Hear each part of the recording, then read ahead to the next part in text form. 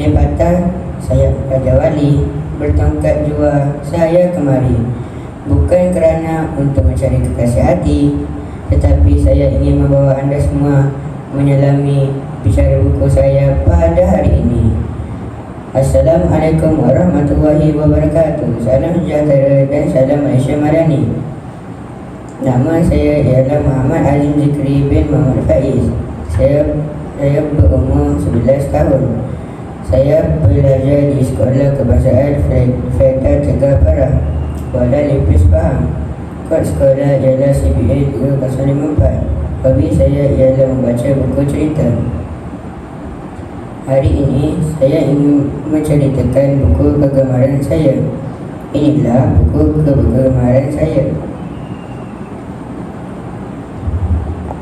Tajuk buku ini ialah Gagak dengan Ular.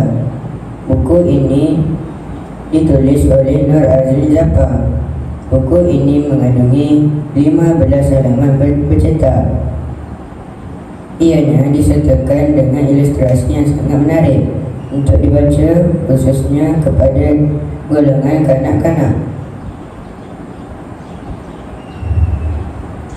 Buku ini menceritakan tentang seekor gagak yang berusaha untuk menyelamatkan telur-telurnya dari dimakan oleh ular.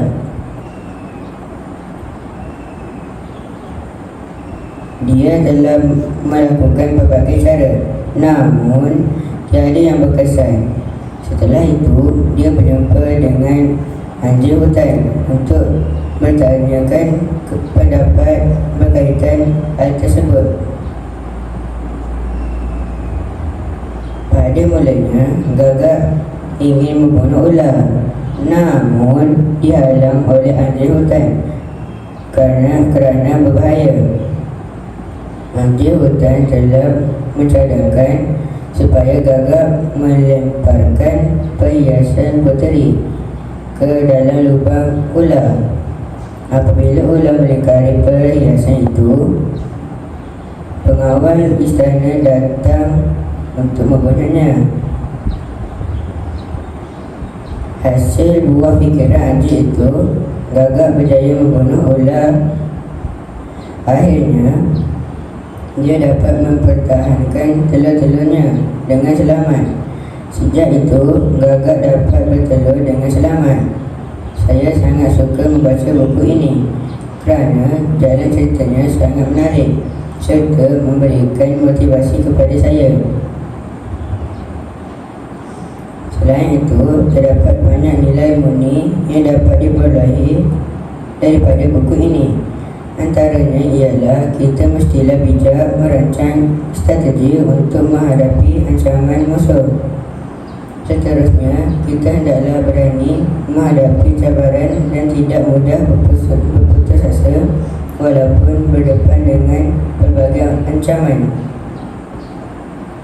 Akhir sekali, kita mestilah sentiasa berhati-hati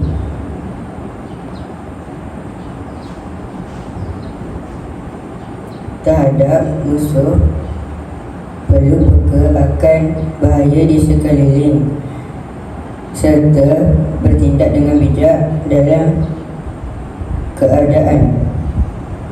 Itu sahaja daripada saya. Sekian, terima kasih.